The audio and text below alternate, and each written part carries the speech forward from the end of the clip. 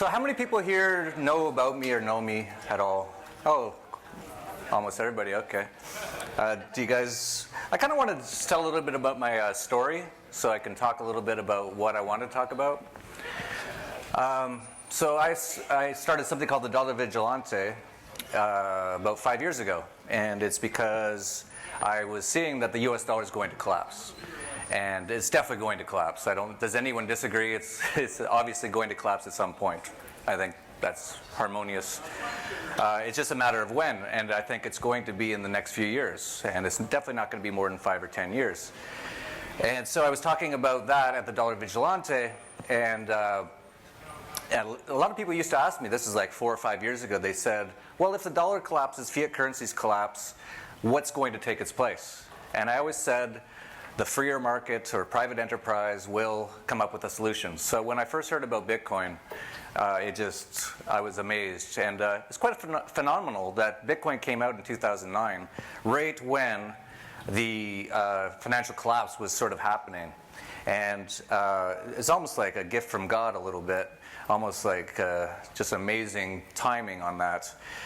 And so yes, the free market has devised a way to move beyond this horrible fiat currency system that we've been under, unfortunately, since 1913 with the Federal Reserve, and then since 1971 when they finally took back the gold backing away from the dollar. And ever since then, we've never been on this experiment before as humanity. The entire planet basically lives under a completely fiat system since 1971. So we're about 43 years. If I do the math right, I went to public school, so I'm not very good. I need a calculator. 43 years of just a completely fiat system. And of course, at the same time, we have all these incredibly socialist, fascist, democratic, which is horrible, nation states, and all around the world. And they're just printing money like crazy. And you're seeing all around the world right now, and this is what's really interesting to me, is what's going on. What's happening in the Ukraine right now. Every month something's happening. Syria, all over the place. Turkey, Venezuela. I could keep going naming them. This is all a symptom or all the result of this system in its final stages of collapse. What I call the end of the monetary system as we know it. And it's going to happen. It is happening. Even George Soros said in 2009 that the financial system collapsed. And he was right. And he said all that we're doing now, or all they're doing, we're not doing it, is printing money to make it look like it's still alive. And that's all that's going on right now. And you're going to see, I think 2014 is going to be even worse than 2013, which I actually quite predicted. I said in 2012, in 2013 we're going to see bank collapses. We're going to see banks take over their clients' funds, which happened in Cyprus. I said we're going to see more of police states happening as these governments crack down.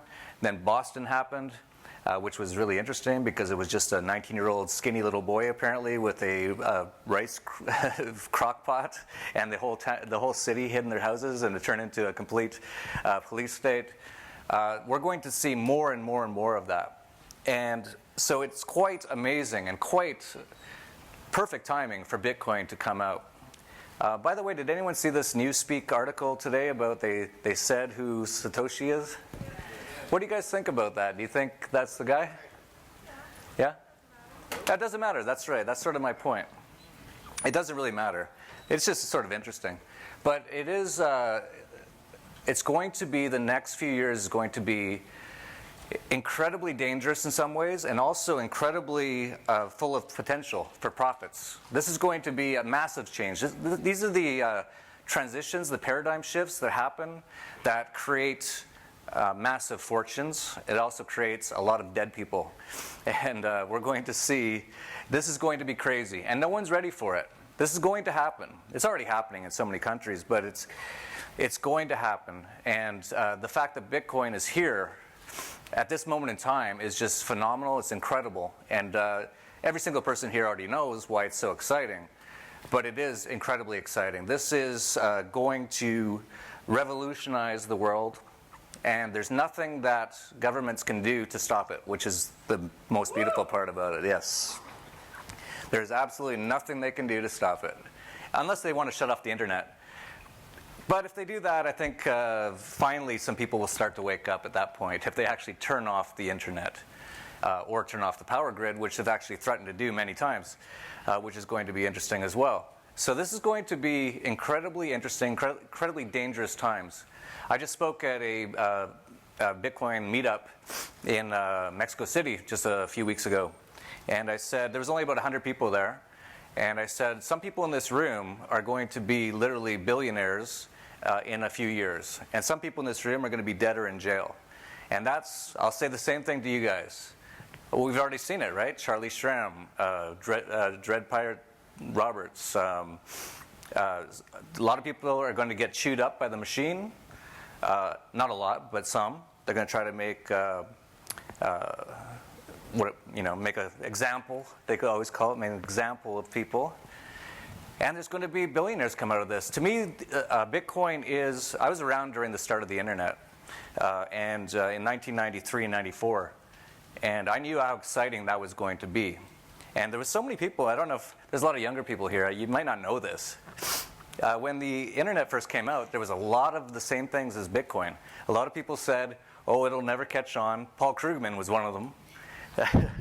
You guys know about that Paul Krugman quote? It was like 1995, and he said, by 2003, the internet will have been no more important than the fax machine. Paul Krugman. The guy's the stupidest guy on earth.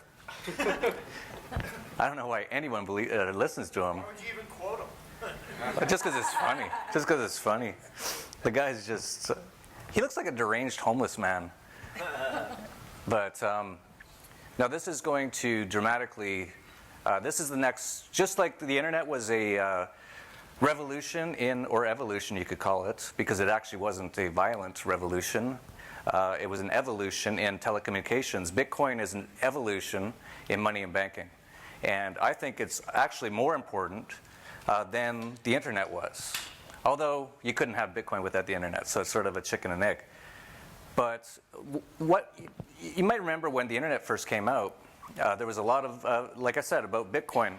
A lot of people were very unsure about it. There was a lot of companies in 1994 who said, why would we put our people on email? Because what if they lose their laptops? Then we're going to lose all our corporate secrets and all that kind of stuff. This was how people were talking in 1994 about the internet. And you can see what happened with the internet today. You're seeing the same things with Bitcoin today.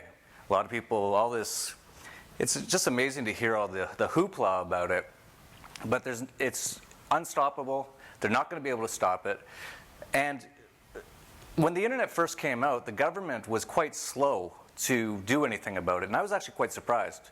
And I wasn't even an anarchist back then. I was an anarchist, but I didn't know what the word meant. But now I actually know what the word means. And but back then, in 1994, I said, wow, I can't believe the government's letting this happen, because once people get access to information, that they're going to lose a lot of power.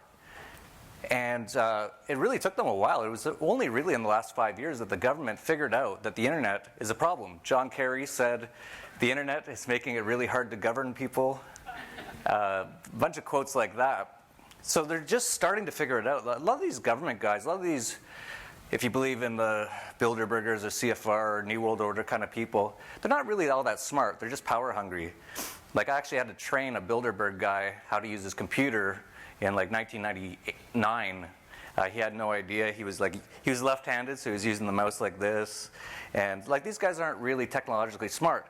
However, the government is a little bit different than the central banks, which really run the governments, which really control the world.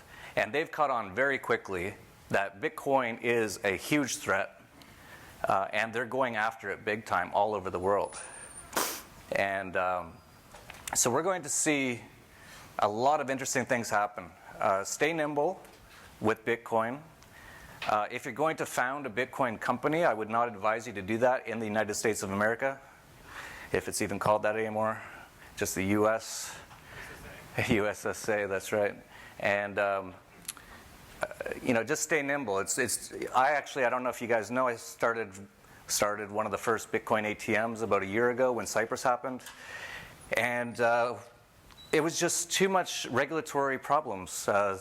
We needed 5 different regulatory agencies in the U.S. that we had to adhere to, including banking, finance, money, telecommunications, because it uses the internet. So the U.S. is incredibly oppressive, but most other countries haven't really caught on to that kind of oppression yet. So if you're going to do a Bitcoin company, I would definitely do it outside of the U.S., or at least have it based outside of the U.S., which is what Coinapult did. I actually think I told them to leave the U.S., and then I saw they were in Panama, so they might have listened to me on that one. It's going to be interesting, but this is going to be a revolution. This is a total revolution. They can't really stop it. It's going to change the world, because once the governments can't control the money anymore, they can't control anything. I forget who that person who was that said, once, if you control money, you control everything, something like that. I'm really bad with quotes. Got a smart audience here. You guys should be up here talking. I should be sitting down there. But yeah, it's this is the final battle. The internet has changed everything. You're seeing it all the time, that people are waking up slowly. The U.S. is the last. The U.S. is, for whatever reason, they've been brainwashed for so long. Fluoride, government indoctrination camps for 12 years, vaccinations, all kinds of stuff. Plus the media is just brutal in the U.S. with the propaganda. But if you go around the world, most people are already woken up. You talk to almost anyone and anywhere else in the world, and they're like, oh yeah, I totally know it's all a scam, government's bullshit, central bank's a scam that steals through inflation. But you come here to the U.S. and you talk to people out there on the street and they have no idea. But this is going to change everything, and there's nothing they can do to stop it. But it's not going to be easy. And we're seeing that right now. We're in a war here. Fortunately, a lot of it's very virtual. In my opinion, in the future, there's not going to be much wars. Everything's going to be actually mind wars, which is a lot better. It's a lot less bloody. But it's going to be a massive paradigm shift, in my opinion. And the people here who understand Bitcoin, there's massive opportunities in business. Massive. Absolutely massive. I can't go an hour without thinking of a great Bitcoin business idea. But you just have to do it smart, do it right. There's going to be so much opportunity. Just like with the internet, it created so many millionaires and billionaires. I think Bitcoin will do the same thing. But it's going to be tricky. It's going to be a lot harder, because the governments or the central banks are not going to go away easily. And so, you know, this is going to be a revolution, an evolution. It's going to be, almost every week now, there's something very interesting happens in Bitcoin, right? Mt. Gox, Silk Road, some Bitcoin entrepreneur just killed herself for the other day. Just like, this is just an ongoing, very dynamic situation. And it's going to continue that way for a while. But they can't stop it. And it's going to be incredibly interesting, because they can't control the communications now because of the internet, and they can't really control money now thanks to Bitcoin. Now, it's going to take some time. It's going to be a few years. But we could actually find ourselves at a point 5 years from now where there is no central banks, there is no fiat currencies, and really there is no government, because without the central banks and the fiat currencies, there is no governments like we know them today. They can't do their welfare, warfare, all the things they do without printing money. So this is going to be incredibly exciting, but it's also going to be incredibly dangerous. So be smart. I don't live in the US or Canada anymore. I live mostly in Mexico. It's a lot safer down there, which is funny. Like, a lot of people think it's dangerous. Like, when I come up here to the US from Mexico, most of my Mexican friends are really concerned about me. They're like, are you sure you want to go to the US? It's very dangerous. And they're right. And so yeah, just be nimble. You know, it's going to be very interesting over the next few years, and it's still fairly small, right? Like, how many people are here at this conference? Does anyone know? 500, 1,000, something? Not very much, right? 1,000? 500? Yeah, that's tiny. So people who are here at this conference, a few years from now, are going to be the kind of people who were at an internet conference in 1993, right? This is going, and it's going to be way bigger. Now, I don't know what's going to happen with Bitcoin. No one does. it could actually implode. But that won't be the end of cryptocurrencies. It'll just be the end of Bitcoin. This idea is too big and it's already out of control. They can't stop it. And so no matter what happens now, unless they turn off the power grid, which they've threatened a few times, they were planning to do it, I believe, once or twice, but people on the internet already caught on to it and they wouldn't let them do it, basically. We can actually affect things with our minds nowadays. For example, in Syria. In the old days, whenever the first or second occupation and terrorist attack of Iraq by the U.S. government, they could just say, oh, look, here's a screen. Oh, see this thing, that thing right there? That's a weapons of mass destruction, that little box. That little fan there, that's a nuclear thing. So we're going to go kill 1 million people. Nowadays, they can't do that. People are catching on too much. So they tried to say in Syria, oh, they've gassed their own people. And everyone went on the internet and they went, no, you guys gassed those guys. And they couldn't do it. So this is a massive paradigm shift. And they know they're losing control. But these people are so sick and power hungry that they're not going to go away easily. So it's going to, I'm actually expecting another false flag attack here in the US. They were planning one in North Carolina, which actually I think Alex Jones sort of railroaded. I don't know if you guys know about this one. I'm sure Luke knows about it. What do you think? South Carolina, yeah. What do you think about that one, Luke? Did you hear about that? Oh, you didn't? Man, you must have been drunk that day. Yeah. So who was that guy, Graham or something? Yeah, he said, if we can't attack Syria, there's going to be a nuclear bomb that's going to go off in South Carolina. And then Alex Jones came out and he's found they're moving this nuclear bomb from Texas to South Carolina, and they had to stop. But no, these things are fucking happening, man. Like, this is wild up here. Like, I can't believe, it's crazy. So I guess, I don't know, I think I have my 20 minutes of time of talking, but... We'll yield you 10 more. Oh. Who said? That's so cute. How old is she? 9. I've got a 9 and a 7-year-old. They're similar. That's great. That's another thing, too. These young kids, they're changing, too. They're a lot smarter nowadays, and if you keep them out of those public schools, they... That's a compliment, right? That is, yes.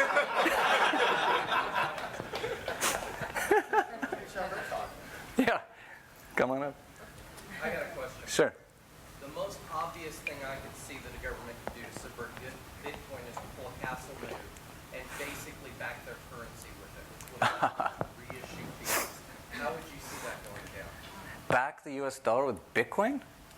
It's going to happen in the smaller currencies first, but at some I've never even considered the thought. point, Bitcoin will be considered so stable. At some point, Bitcoin would be considered so stable that it could become a backward currency. If that happens, that would allow for a tier of fiat currency on top of it and a reset, because that's what they do. They back with gold. They get Okay. used to it. They take you off of it, and then they do that. It crashes. They start the cycle over. This is just the new gold. A dollar, To keep them from doing that. a fiat currency backed by Bitcoin? I've never even considered the idea.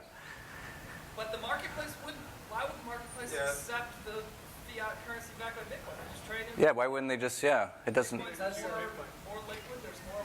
Because of the law, bad money pushes out good. It would be hoarded by the governments themselves and by the people owning Bitcoin. And why should I sell my Bitcoin when I can get a loan with it for 10 million of that fiat currency, and it's backed by the government, so the entire economy is based on those little bits of Bitcoin they have, and I've got one.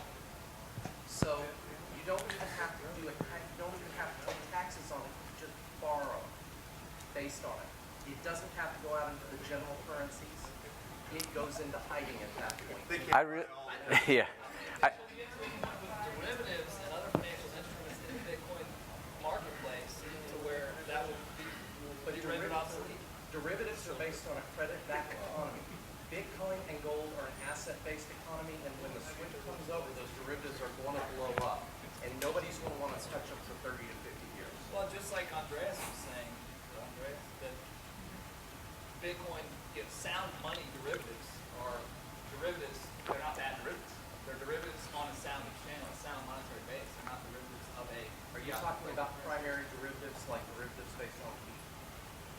Well, we'll discuss that sort of stuff later. Mesh networks. Talk about how when they try to shut down the internet, it can't be shut down because of mesh networks. Yeah, I don't know enough about that, but yeah, no, you actually can't shut down the internet. You'd have to shut off all the power supplies and all kinds of stuff. It's very complicated. Plus, yeah, just one second. Plus, there's like millions of 14-year-old boys around the world that will just find every way around this stuff. Like, the government is never the fastest or the smartest, and that's why they're losing in this age. The government is only really good at stealing and killing people, and that kind of stuff doesn't really work in a information age. There's no real point in killing and stealing from people in an information age. There's not a lot to steal. For example, let's say, in your wildest imagination, the Chinese government comes in here into Austin and they take over. What are they going to get? A bunch of 2-year-old iPads, a bunch of 4-year-old Honda Civics. Like, the wealth of the world now is more virtual. It's a lot less physical than it used to be, and because of that, the governments are not really, they don't make much sense anymore to even try to do those sort of things. And I'll give you one quick example with Edward Snowden and the UK Guardian. The UK government went into the UK Guardian's offices and started like smashing computers. They were just throwing them on the ground and kicking them. And the reporters were all just laughing at them because the government was trying to get rid of this information before it got out there. And everyone just laughing, going, "You've never heard of the cloud?" Like, no, they don't know. All they know is just kill and steal. And that makes less and less sense in this day and age. And I think you had a question. Yes, it was something to do with what you were talking about, the parallels. What I see a parallel of cryptographic arms race between the people and the government. And I believe that the government sees us, the domestic population, as a bigger threat than around the world. And their agenda of global destabilization is actually just distracting people and looking and making their... I know it's a big point, but I want to finish it. Sure. The big arms race that the government is trying to portray, Russia against us, it's distracting us. Oh, yeah. The mind warfare you were talking about, it's counterproductive to what they're doing. So what is your opinion on what I've just said, and where can you take this point?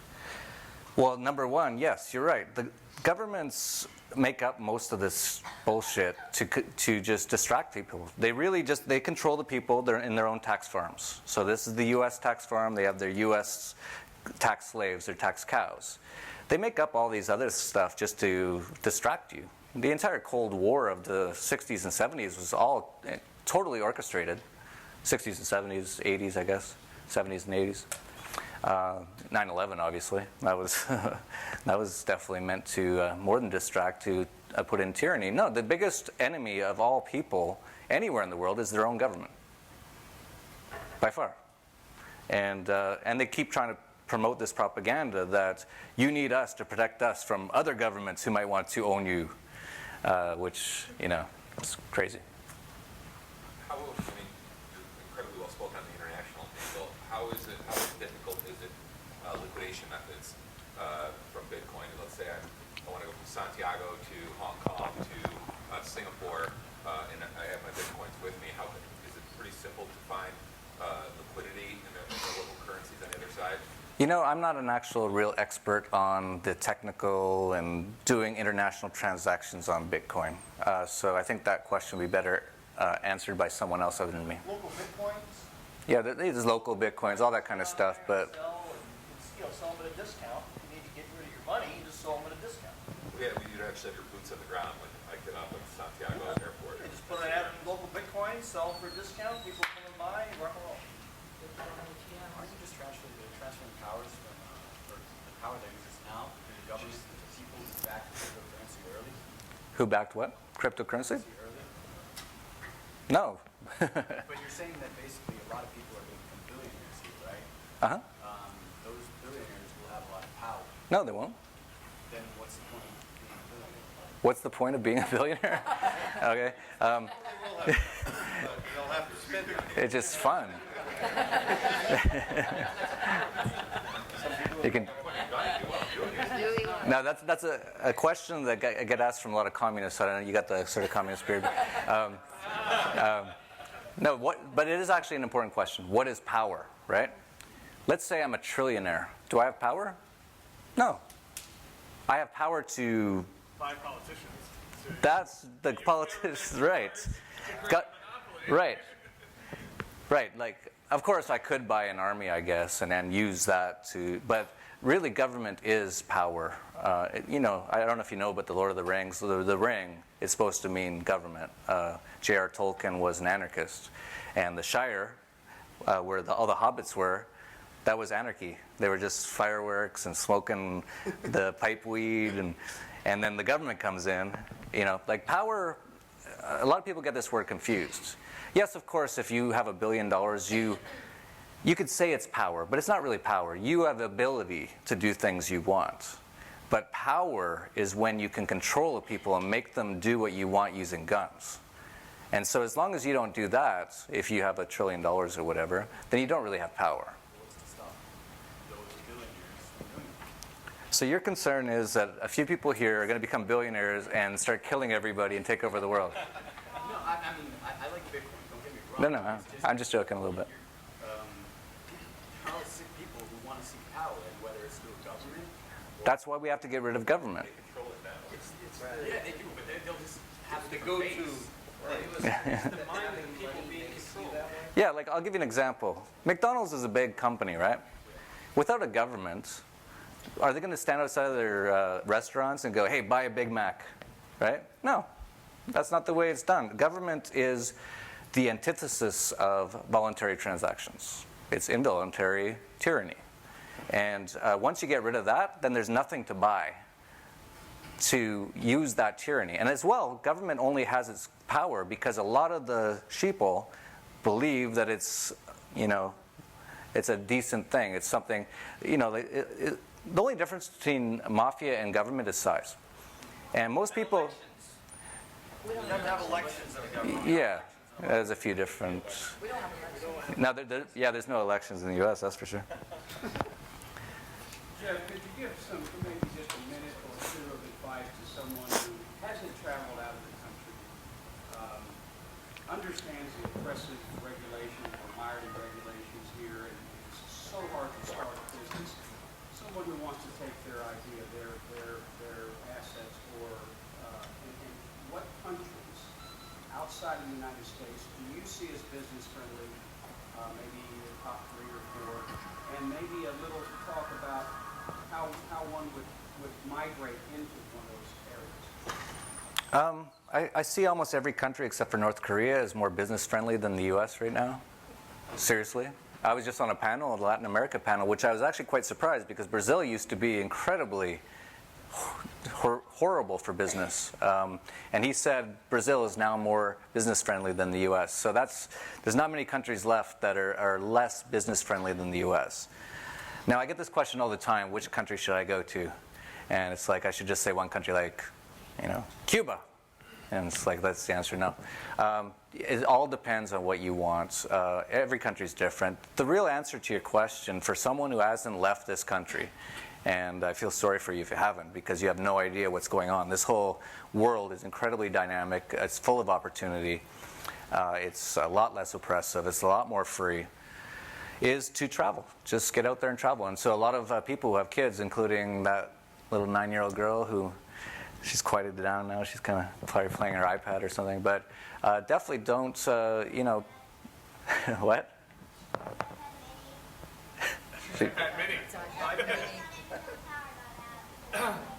What, sorry? She's out of power, can't play her iPad. Oh, it's terrible. Yeah. This isn't first world. This is a third world to me. Seriously. You guys know what I'm talking about. Joby, you've traveled a lot. So why aren't are you saying people in other countries are stupid? They don't start up good businesses? I lived the last 3 years in Uganda versus the fact that they have no rule of law. So if you start up a business, they can confiscate everything. You're telling me that Uganda is a safer place to start a business? No, I haven't been to Uganda. Mexico? Mexico, yes. Or Cuba? Well, Yeah. I lived in Mexico, right? When was the last time you were there? A lot, right? Yeah. Moved on, 2010. Okay. But the lack of rule of law is the reason why you can't start businesses in these other countries, right? They mock democracy, but you can't start businesses. So it's just absolutely ridiculous. That's why you're basically insulting the world by saying that other countries have better places to start business, but they're so stupid that they can't start a business. Right? The U.S. has some of the biggest businesses in the world, some of the most successful. Yeah, from the past, So yeah. we're smarter, we're getting around We? regulation. Who's we? And Who's we? we, the Americans, I happen to be American. So we're smarter than the other countries. You're an American? Is what you're saying? You're not just a human being living here? Well, I mean, you can say what you want. I'm an American by passport, US. Oh, you're owned by the U.S. government, okay. All I'm saying is, by saying that the other countries are better places to start businesses. No, okay, by okay. virtue of the fact that they don't have Okay. businesses, Let me, basically insulting the local population. And I don't intend to insult them because I'm married to a guy, right? well, I don't mean to offend your wife. No, you make a good point, though. You make a good point. Sorry.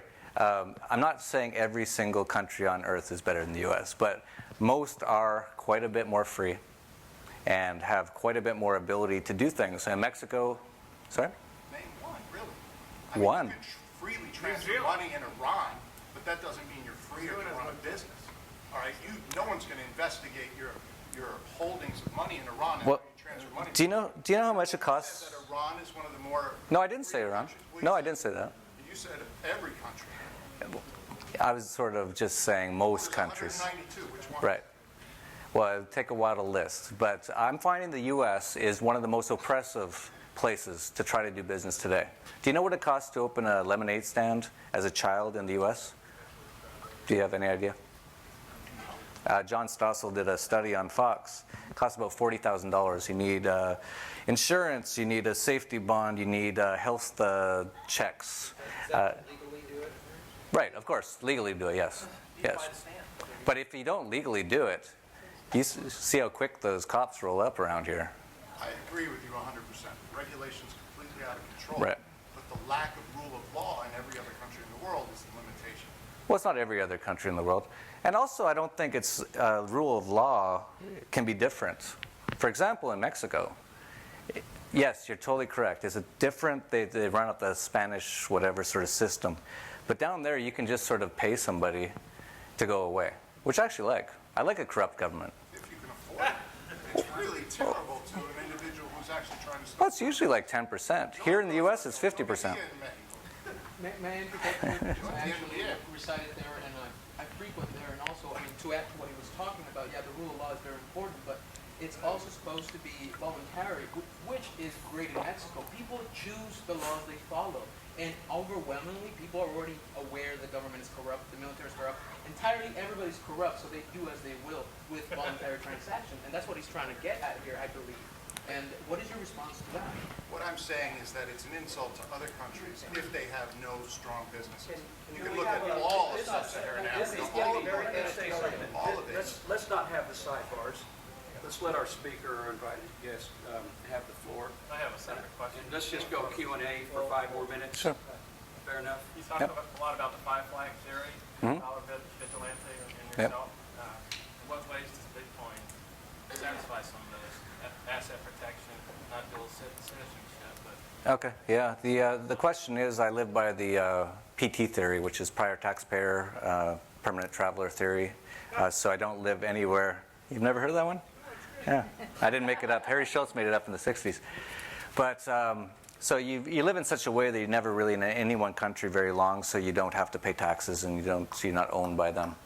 And your question about how Bitcoin relates to that, it doesn't relate to it too much. But when I tell people about what their assets should be in, I don't look at Bitcoin, for example, as an investment. It's definitely not an investment. Investment needs to have a return, right?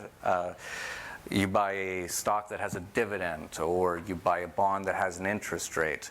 Bitcoin doesn't have that, neither does gold. So neither is gold an investment either. But I think it's a good speculation at certain price levels. And so we recommend have maybe 2 or 3% of your assets in Bitcoin, just as a security, just like insurance, just like you have gold. But Bitcoin's very speculative, and I've never said to anyone to have and I've been in Bitcoin since $3. And I've never said to anyone to invest a lot of their money into Bitcoin, because if Bitcoin works out how I think it's going to work out, it's going to go in today's dollars to $1 million of Bitcoin.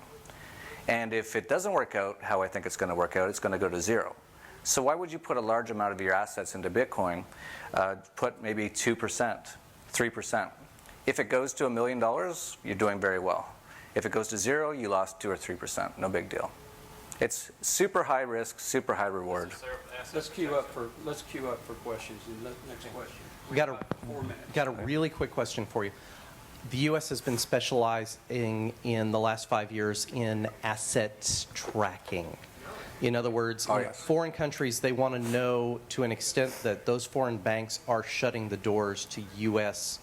citizens to an extent that it makes it nearly impossible to invest outside the U.S. Yep. Do you see any way that the U.S. is capable of tracking Bitcoin on this level? Very good question. What you were describing is called FATCA, the Foreign Accounts Transaction Act. That's coming into effect. Do you guys know FATCA? Not many. Okay.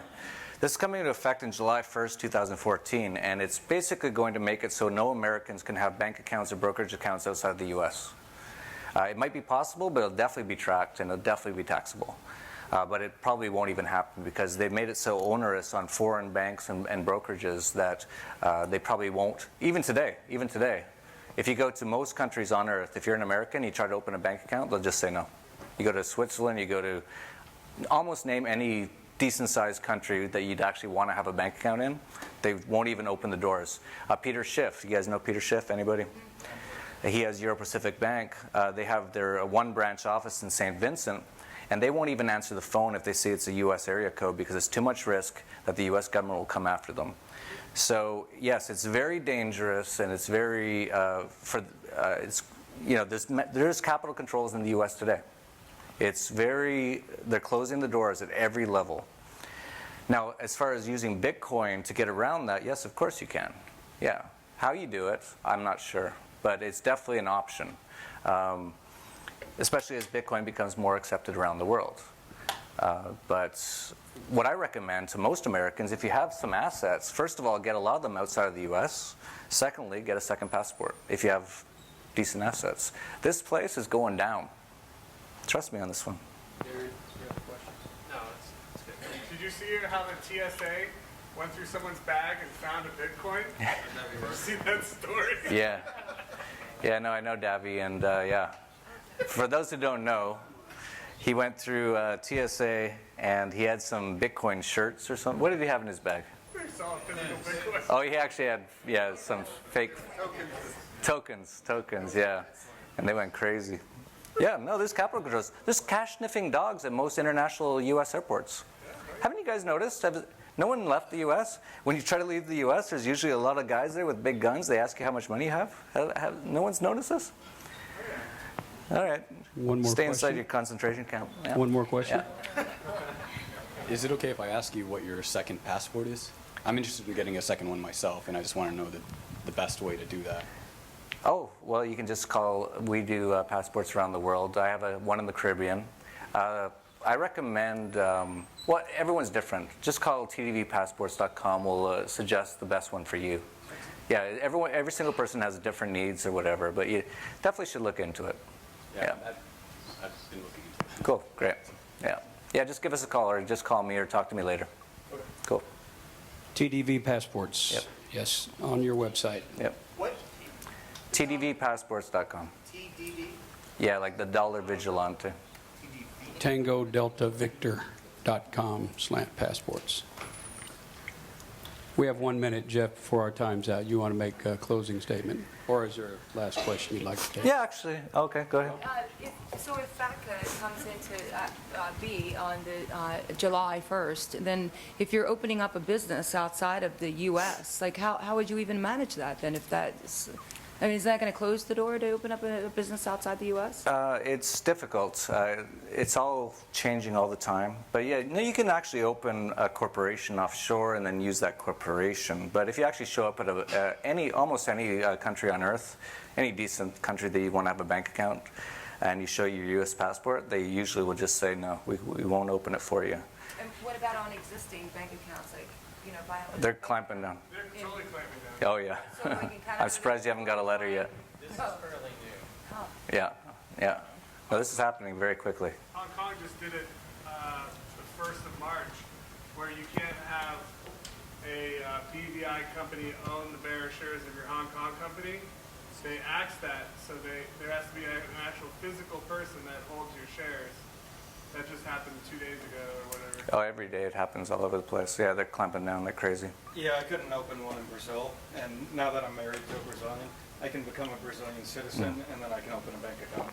Yeah. But literally, I got their tax ID or CPF, all kinds of shit, and every time I went in, there was another issue. But 3 of the big banks wouldn't do it. You have to get close to the code system. That's right. That's the point. That's why Bitcoin is so important right now, because they're shutting down the banking system. They're shutting down capital controls. They're doing it every day all around the world. So Bitcoin is an actual way to get around that. They're driving Bitcoin adoption. Jeff Berwick, thank you. Thank Thank you. you for your time.